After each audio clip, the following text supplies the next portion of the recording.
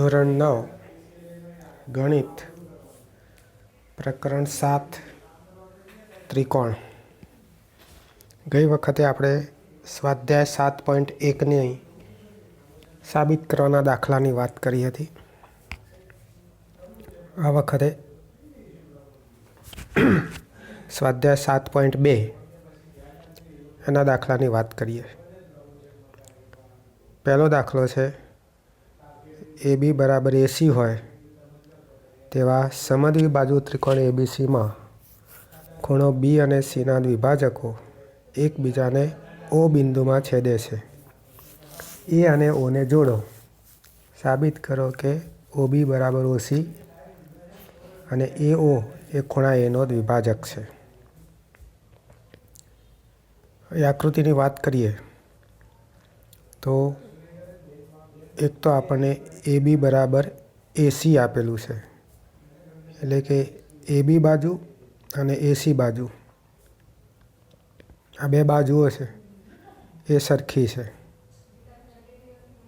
બીજું કે ખૂણો B અને ખૂણો C એના બે દ્વિભાજકો, એટલે ખૂણા Bનો દ્વિભાજક અને ખૂણા Cનો દ્વિભાજક, બંને દ્વિભાજકો O બિંદુમાં છેદે છે અને O છે અને Aની સાથે જોડી દીધું છે, એટલે આ પ્રમાણેની આકૃતિ થશે. હવે પ્રથમ પરિણામ માટે સાબિત કરવા પ્રથમ પરિણામ છે એની વાત કરીએ તો ત્રિકોણ ABCમાં AB બરાબર AC જે આપણને રકમમાં આપેલું છે. જો બે બાજુઓ સરખી હોય તેની સામેના ખૂણા સરખા થાય, એટલે કે AB છે એની સામેનો ખૂણો C કહેવાય. એ જ રીતે AC છે તેની સામેનો ખૂણો B કહેવાય, એટલે કે ખૂણો C અને ખૂણો B બંને સમાન ખૂણા થાય. C અને B છે એને બંનેને 1/2 વડે ભાગી દઈએ, એટલે 1/2 C = 1/2 B, અથવા OCB = OBC. OCB એટલે આટલું માપ અને બીજું OBC એટલે આટલું માપ. OCB અને OBC બે ખૂણા સરખા, બે બાજુઓ સરખી, એટલે એનો અર્થ એ થયો કે OB બરાબર OC, બે ખૂણાઓ સમાન છે તો એની સામેની બાજુઓ છે એ પણ સમાન થશે. પહેલું પરિણામ થઈ ગયું. બીજા પરિણામ માટે ત્રિકોણ ABO લઈએ અને ત્રિકોણ ACO લઈએ અને એમાં AB બરાબર AC આપેલું છે, જેમાં આપણે ઉપર સાબિત કર્યું OB બરાબર OC, એને પણ 1/2 વડે ભાગી દઈએ તો 1/2 OB બરાબર 1/2 OC, અને OBનો અડધો ખૂણો એટલે ખૂણો OBA, OCનો અડધો ખૂણો એટલે ખૂણો OCA. એટલે કે બાજુ, ખૂણો અને બાજુ આ શરત પ્રમાણે જોઈએ તો ABO અને ACO આ બે ત્રિકોણ એકરૂપ ત્રિકોણ થશે. આ જ રીતે ખૂણો OAB અને OAC એ આ બે ત્રિકોણ છે એના અનુરૂપ અંગો સરખા થાય, એટલે કે OA છે એ ખૂણા Aનો દ્વિભાજક છે. બે સરખા ભાગ કરે છે આ ખૂણાના, એટલે એનો દ્વિભાજક કહેવાશે. એટલે આ રીતે આપણે સાબિત કરી શકીએ છીએ. હવે બીજો દાખલો છે એનો. બીજો દાખલો, બીજા દાખલામાં ત્રિકોણ ABCમાં AD એ ખૂણા BCનો લંબ દ્વિભાજક છે. સાબિત કરો કે ત્રિકોણ ABC જેમાં AB બરાબર AC હોય તેવો સમદ્વિબાજુ ત્રિકોણ છે. અહીં જોઈએ તો ત્રિકોણ A, B અને C આપેલો છે. અને એમાં એડી છે એ લંબ દ્વિભાજક છે. લંબ દ્વિભાજક હોય એટલે બીડી અને સીડી આ બે સરખું થાય. ત્રિકોણ એબીડી અને ત્રિકોણ એસીડી એની અંદર એડી આ એક બાજુ છે, બંને ત્રિકોણની અંદર આવે છે. બીજો ખૂણો એડીબી અને બીજો ખૂણો એડીસી, બંને 90 અંશના ખૂણા છે. એડી લંબ બીસી છે. બીજું બીડી અને સીડી એ તો આપણે ઉપર સાબિત કરી છે. તો એનો અર્થ એ થયો કે ત્રિકોણ એબીડી એકરૂપ ત્રિકોણ એસીડી થશે. કારણ એનું કે બંને અનુકોણો છે અને અનુકોણો સરખા હોય એટલે કે એબી બરાબર એસી બે બાજુઓ સરખી હોય તો આપેલો ત્રિકોણ છે સમદ્વિબાજુ ત્રિકોણ કહેવાય, જે આપણે સાબિત કરવાનું હતું. સમદ્વિબાજુ ત્રિકોણ. ત્રીજો દાખલો. ત્રિકોણ એબીસી સમદ્વિબાજુ ત્રિકોણ છે. બીઈ અને સીએફ અનુક્રમે સમાન બાજુઓ. બીઈ અને સીએફ સમાન બાજુઓ એ એબી અને એસી, આ એબી બાજુ અને આ એસી બાજુ એના પર આવેલા છે. વેધ છે. વેધ એટલે કાટખૂણો બનાવે છે. અહીં કાટખૂણો છે, અહીંયા પણ કાટખૂણો છે. સાબિત આપણે કરવાનું છે કે વેધ છે એ સમાન છે. જે આ બંને વેધ આપેલા છે બીઈ અને સીએફ એ બંને સમાન છે એ સાબિત કરવું છે આપણે. તો ત્રિકોણ બીઈસી લઈએ એટલે આ પ્રમાણે ત્રિકોણ બીઈસી આ ત્રિકોણ અને બીજો ત્રિકોણ છે, બીજો ત્રિકોણ સીએફબી છે એટલે કે સીએફબી ત્રિકોણ આ ત્રિકોણ. આ બંને ત્રિકોણની અંદર ખૂણો ECB એટલે આ ખૂણો અને બીજો ખૂણો CF અને બી ખૂણો. એટલે કે આ બંને ખૂણા છે એ 90 અંશના થશે. ખૂણો BEC અને ખૂણો CFB આ બંને ખૂણા છે 90ના થશે. આપેલા છે આપણને પક્ષની અંદર.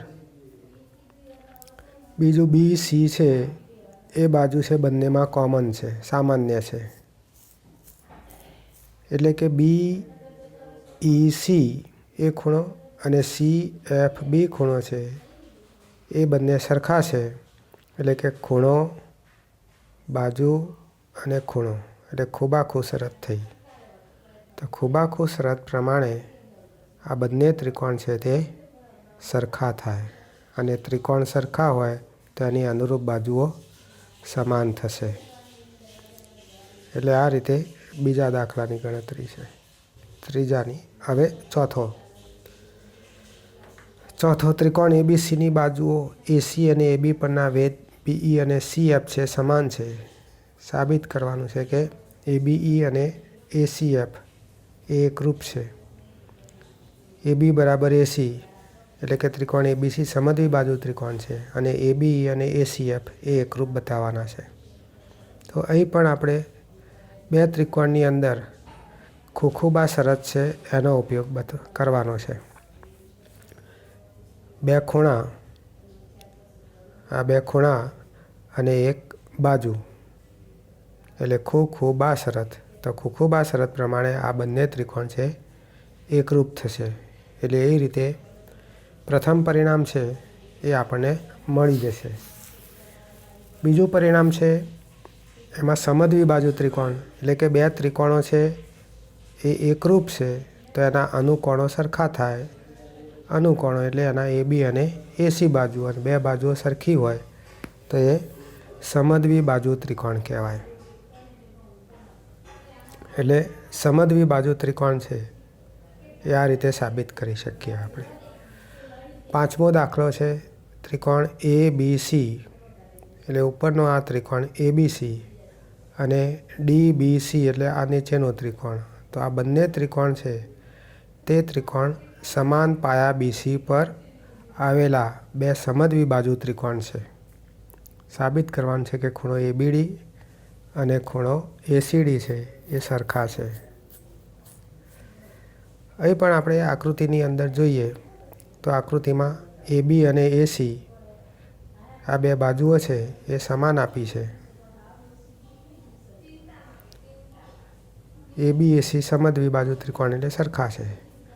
ખૂણો ABC અને ખૂણો ACB એટલે કે આ બે ખૂણા છે એ પણ બે બાજુઓ સમાન હોય તો ખૂણા સરખા જ થાય. આ જ પ્રમાણે નીચેના ત્રિકોણની વાત કરીએ તો ત્રિકોણ BDC છે, એની અંદર પણ BD અને CD બે સરખા છે. સમાન બાજુની સામેના ખૂણા છે સમાન હોય, બાજુઓ સરખી છે તો સામેના ખૂણા સરખા જ થાય. પરિણામ 1 અને 2નો સરવાળો કરી દઈએ. આ બે ખૂણા એટલે આ ખૂણો અને આ બેનો સરવાળો એટલે આ ખૂણો છે.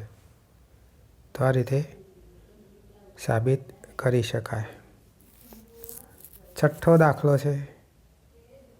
છઠ્ઠો દાખલો પણ જોઈએ તો જેમાં AB બરાબર AC હોય તેવો સમદ્વિ બાજુ ત્રિકોણ આપણને ABC આપેલો છે. AD બરાબર AB થાય તેવું બિંદુ D એ BA પર આપ્યું છે. ખૂણો BCD છે એ કાટખૂણો છે. હવે આની અંદર ત્રિકોણ ABCમાં AB બરાબર AC છે, ACB અને ABC છે સરખા, બાજુ સરખી એટલે ખૂણા સરખા. બીજી બાજુ છે એ આપેલી છે AD અને AB, એની સામેની બાજુઓ તો AD અને AC, કારણ કે AB અને AC બે સરખી જ છે એટલે ત્રિકોણ ADCમાં AD અને AC આ બે સરખી થાય તો એની સામેના ખૂણા છે એ પણ સરખા થાય. એટલે આ રીતે પરિણામ આપણે 1 અને 2 લઈએ અને એનો સરવાળો કરી દઈએ તો પરિણામ 1 અને 2નો સરવાળો, તો આ બે ખૂણા છે એની જગ્યાએ BCD થશે. આ જે બે ખૂણા છે એમાં ADCની જગ્યાએ BDC મૂકીએ તો બંને બાજુ BCD છે ઉમેરી દઈએ. BCD ઉમેરતા આ બાજુએ 2BCD થશે. આ બાજુ ત્રિકોણના ત્રણેય ખૂણાનો સરવાળો 180 થશે. 2 છે એ છેદમાં લાવી દઈએ એટલે BCD બરાબર 180 ભાગ્યા 2 એટલે 90, તો BCD બરાબર 90 થાય. તો ખૂણો BCD એ કાટખૂણો છે.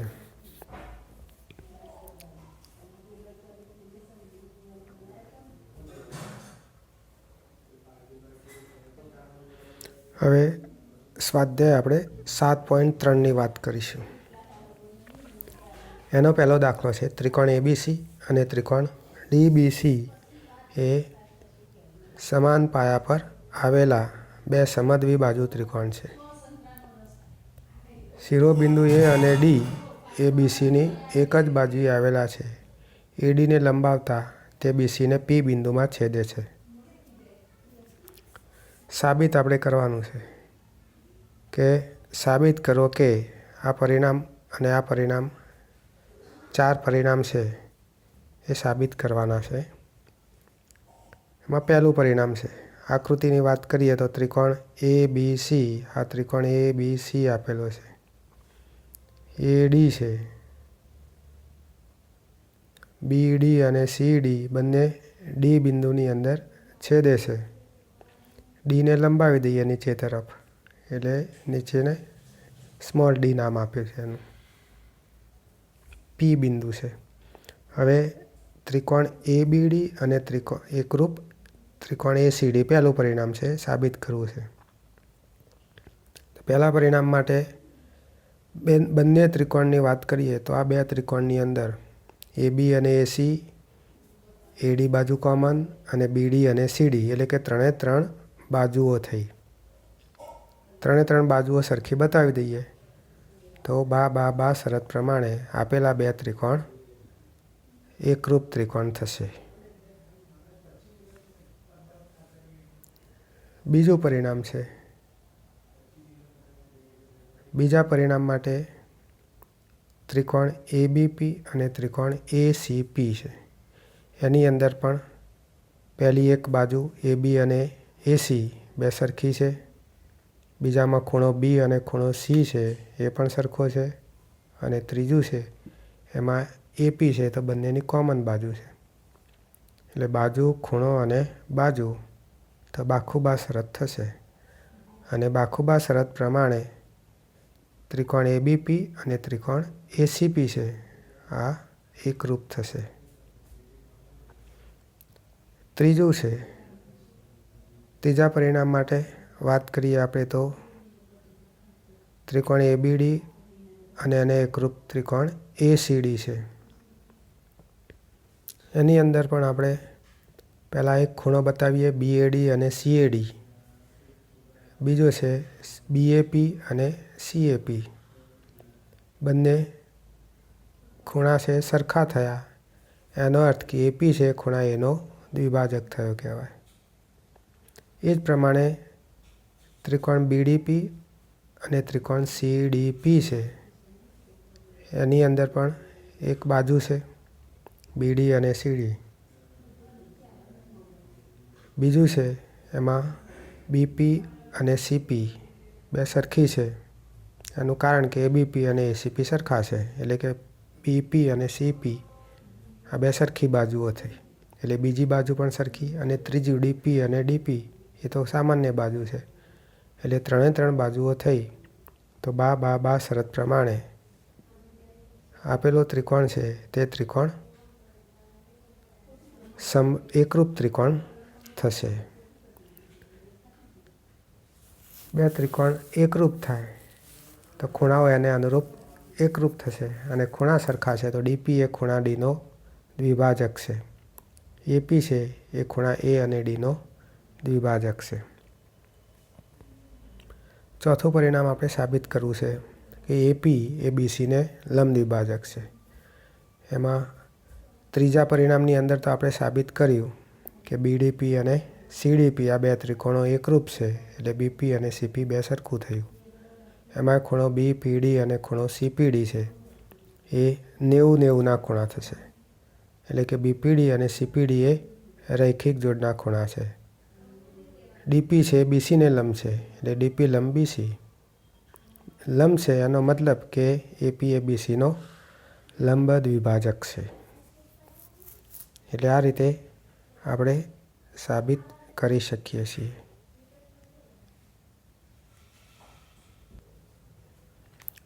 ત્રીજો દાખલો છે. ત્રિકોણ એબીસીને બાજુ એબી અને બીસી તથા મધ્યગા એએમ એ ત્રિકોણ પીક્યુઆરની અનુરૂપ બાજુઓ પીક્યુ અને ક્યુઆર તથા મધ્યગા પીએનને સમાન છે. સાબિત કરો કે એબીએમ એને એકરૂપ પીક્યુએન, એબીસી એકરૂપ પીક્યુઆર. આ આપણને આપેલું છે. આટલું સાબિત કરવાનું છે. આકૃતિ જોઈએ તો ત્રિકોણ એબીસી તો ત્રિકોણ એબીસી આપેલો છે. આ બીજો ત્રિકોણ પીક્યુઆર છે. એએમ મધ્યગા છે અને પીએન એની મધ્યગા આપેલી છે. આટલું આપેલું છે.